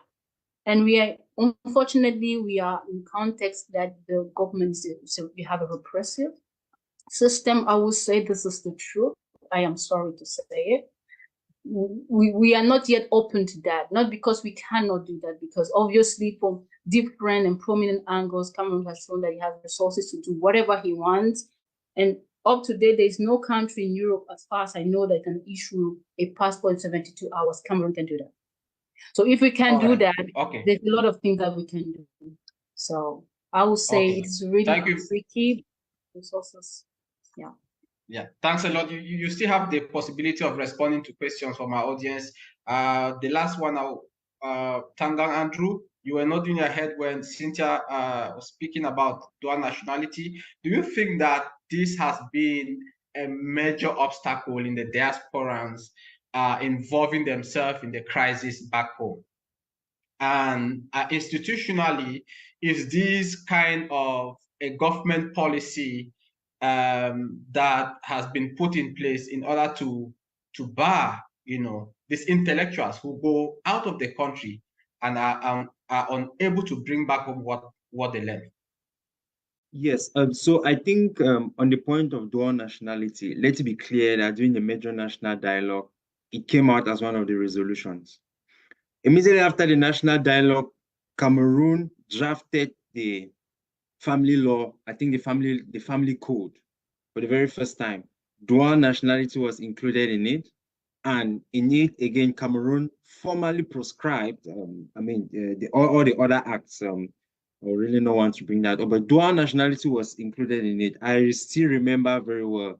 A Cameroonian who adopts another nationality does not lose his or her Cameroonian nationality. I would remember. And if my memory, unless my memory has gotten the best of me, Parliament should have voted for that law already, but it has not been promulgated by the head of state, unless I'm wrong. But I mean, people can discuss, but unless I'm wrong. So in essence, what Cynthia is saying, it's let's be fair, the world is moving very fast, and if it has proven to work somewhere else, we can still bring it up. It's just that the mechanisms in place hold it for reasons they don't want to tell us. But if they have already gone through it, drafting out that in the family code, then I mean, why not implement it already? So I think we should. The diaspora has the right. The diaspora has the right to benefit from that. It was agreed upon. The diaspora participated in the major national dialogue and they asked for it. So why? It's just but obvious that they should have it. If they have it, it gives them more assurances to engage more in peace processes and development processes back home. That's what I think. Okay, thank you very much, dear panelists. It was indeed great discussion. Valerie, over to you, and let's hear what the audience have to say.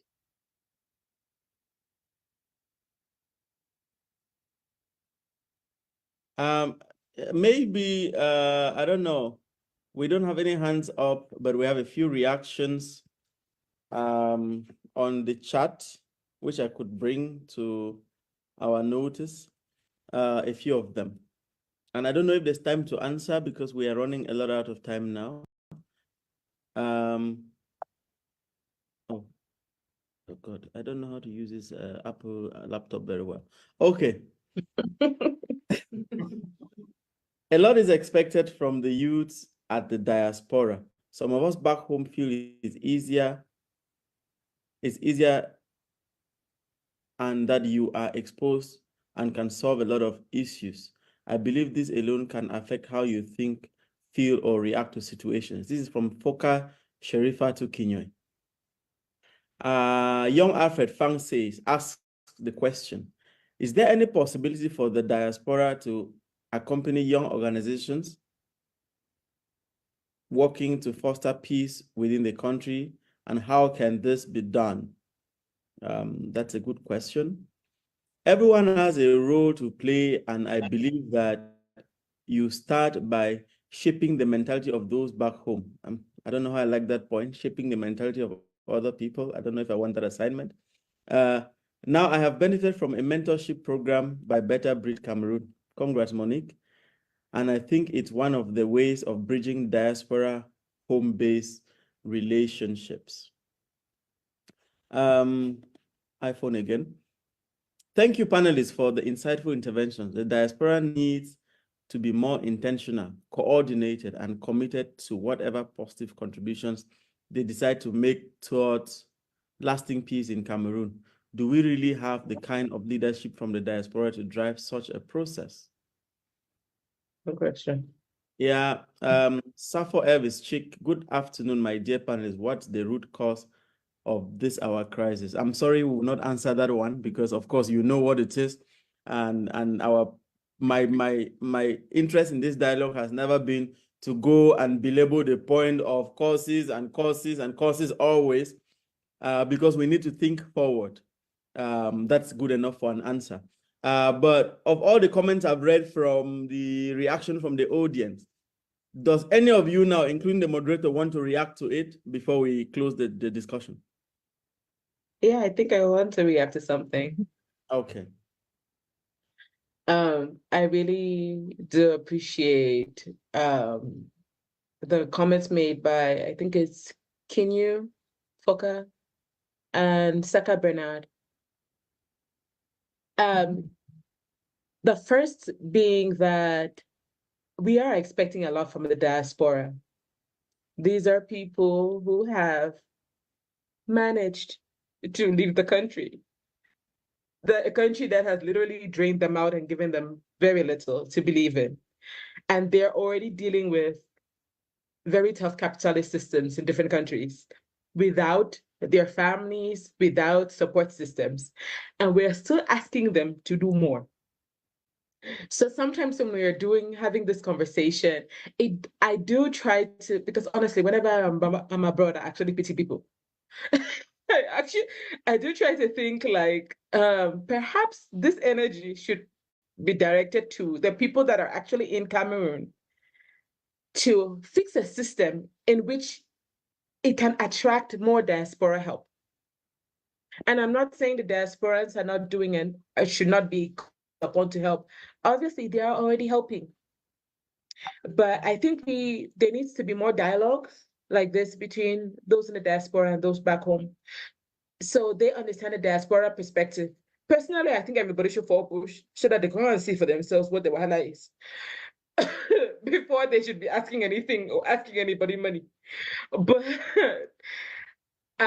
since all of us cannot empty the country, I think a lot more dialogue will help us appreciate the diaspora reality, what their daily lives are, what they're dealing with, in a way that we'll be able to know, okay, how does an organization working for peace then approach somebody in the diaspora for help?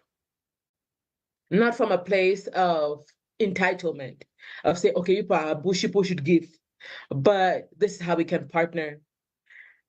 That issue of dual nationality will be the number one. If I think that should be number one. I remember when the parliamentarians actually put it up and nobody said anything. We heard that it was up in parliament for discussion and nothing again happened.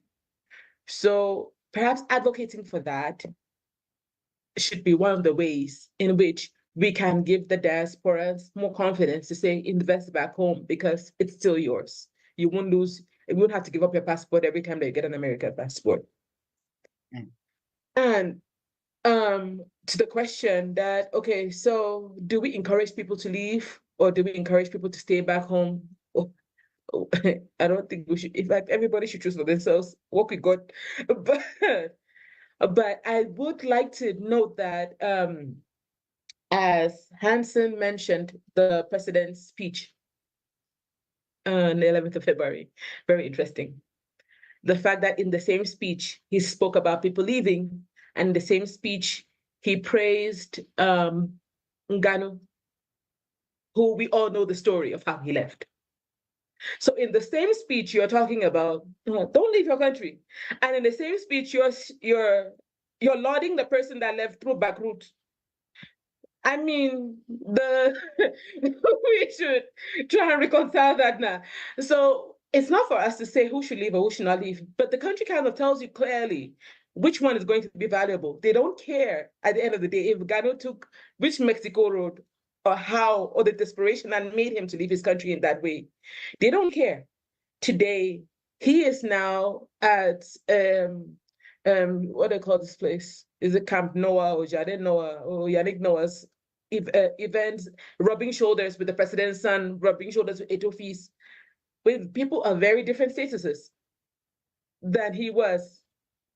And when I saw that picture of them in that setting, it kind of, I think what I wanted us to take away is that as we leave and go abroad and our status changes, whether we leave or whether we stay, we should remember that the enemy is not actually the next person. The enemy is not even our poverty. The enemy is the system that keeps us there. Because these people have been able to make it. Ghana has been able to make it. And he will still be powerless in the face of the system. He's now on their own edge, but he cannot change the system that made him to run. He is just like Etofis, no matter how high he got, when he set up his telecommunications company, as somebody investing back in the country, he was still not able to take off with Seteto. So we should always remember that it's a system we're fighting. It's not exactly our own individual capitalism, individual money-making. No matter how much I make it, I will not be able to fight this unless we band together. So I think that's why the dialogue is really important. If I could just add a quick point, I think Elvis just made mention of the fact that yes, some diaspora people contribute to perpetrating, they're helping the crisis not to come to an end because of their humanitarian assistance. Actually, yes, I think in every conflict there's what you call the economy of war. Technically, the people who have the power and the resources, they benefit. In as much as the diaspora, to some extent, we can blame some members of the diaspora for perpetrating it, but we should also understand that a huge part of that diaspora is contributing to mitigating the effect of the conflict. So it goes both ways. And the only thing we can clamor for at this stage is that the problem we face is a governance issue. If we can resolve the governance issue, if we can uphold the decentralization and actually transfer power and create a space for everybody to participate, young people engaging and every other thing, we bring in, I mean, the unity aspect we have talked about is not just the diaspora, but even within the country. And we don't look at ethnic cleavages and some cliches about ethnic groups. And then I think we could be moving in the direction that really makes us a one united and indivisible country. I just wanted to raise that point. Over. Oui, effectivement, la suite de Monique et de Andrew qui ont parlé. Moi, j'aime bien dire que on veut toujours mettre tout sur le dos du gouvernement. Le gouvernement a sa responsabilité, ça tout le monde le sait. Mais maintenant, nous, à notre petit niveau, on a aussi notre part de responsabilité. Si par exemple, on voit que sur Internet, il y a eu quelque chose qui ne va pas dans le sens de l'unité, est-ce que nous, on a signalé? Au contraire, on a plutôt liké, on a partagé ça à peut-être 10 personnes de notre entourage.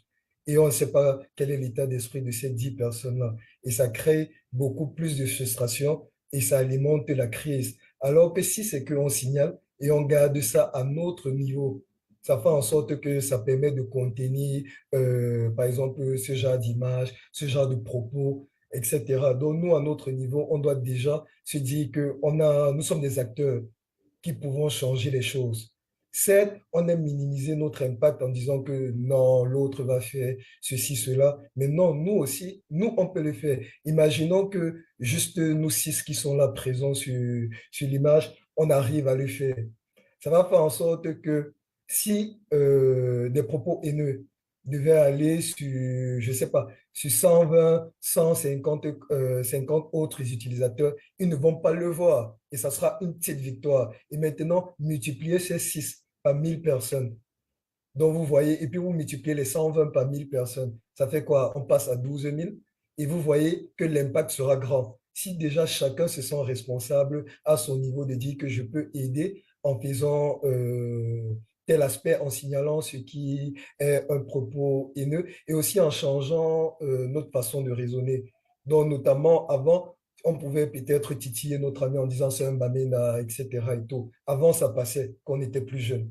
Maintenant, au vu du contexte, c'est pris comme des propos haineux. Donc, on a aussi changé cette réflexion-là et se dit, ouais, je ne devrais plus utiliser ce genre de langage parce que ça peut créer une frustration et ça alimente plus la guerre que la paix entre nous. Et je vais terminer en répondant à Ruth, parce que j'ai vu sa question notamment sur les élections en 2025 et tout ce qui sera désinformation et fake news sur la toile.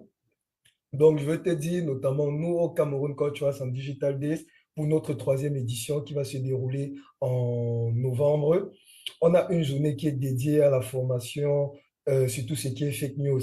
Et d'ailleurs, on en pour parler. Enfin, là, on va discuter avec Defyhatenow et Africa Check parce qu'on veut que c'est eux qui soient en lead de cette journée, vu que c'est, on va dire, ça commencer le cheval de bataille. C'est ce qu'ils font. Donc, c'est très important qu'on relève cela, vu que les élections, on connaît tout l'engouement et toutes les crises que ça amène. Donc, il est important qu'on puisse former les Camerounais à lutter contre les fake news. Et nous, on le fait gratuitement, parce que tout ce qui se fait au Cameroun Cultural and Digital Days, c'est fait gratuit pour le grand public. Thank you very much, Morias. For want of time, I have to end the discussion here now. I really did not want this to go on for 2 hours because talking is good, but talking too much is not good. It's like having alcohol. Having alcohol is good, but getting drunk is the problem. Thank you very, very much. This discussion is going to be on our live Facebook page. And if you have any things to use from this discussion on your works, I think you're allowed to do it as long as it tends to promote peace and reconciliation in Cameroon. The next session of this discussion would occur exactly in 3 months' time, I think. That will be around June, between June and July. And we shall tilt more towards cultural groups existing in the diaspora, in the Cameroon diaspora. So cultural groups here would mean Awing people in Berlin, or Bali people in Maryland, I don't know, trying to bring and harmonize what these cultural groups can contribute towards the peace dialogue. And then later on, I think again in September, towards the 21st of September, which is International Peace Day, we shall try to connect different diasporas that exist in our Defyhatenow project. So this means looking at trying to bring in the Cameroon diaspora, the Ethiopian diaspora, I don't know, maybe a little bit of Kenya or the diaspora from elsewhere, to see generally now towards the end what a diaspora voice is in peace conflict, different ways in which diaspora communities affect the discourse online and back home from a cross-country perspective. Until we do that, I encourage you all to keep tuning into the Defyhatenow different materials to use in peace work and for your youth work and everything. We are very much present on the different social media platform and are always very, very open to connect. And yeah, one last round of gratitude to the different panelists who joined in. Dr. Monique Kwacho of the University of Bristol, who joined from Yaoundé. Andrew Tangang, researcher from the University of Birmingham, who joined from Wolverhampton. Cynthia, Peace Studies researcher at in Osnabrück University. Moreas of Cameroon, what's it again? Cultural, digital, I've forgotten the name. Cameroon Cultural and Digital Days. Cameroon Cultural and Digital Days, who joined in from Paris. I'm really looking forward to see how we could work together a little bit more. And of course, our moderator, Nfor Nchanji, who joined to moderate the discussion. I'm grateful to the many people online. And last but not the least, I'm grateful to the other colleagues whom you're not seeing. There is Susie sitting right here on my right. There is Kendi and Joki sitting over in Nairobi, and Dan as well. There is Law and Desmond sitting in Cameroon, and they have all contributed to make this 2-hour discussion a success. Do keep writing to us and tell us what you think. Let the discussion keep going on, and the more we stay in dialogue, the more we stay in talking, I think things can only get better. Because as always, if we fight the system, we have to stick together. Have a lovely evening.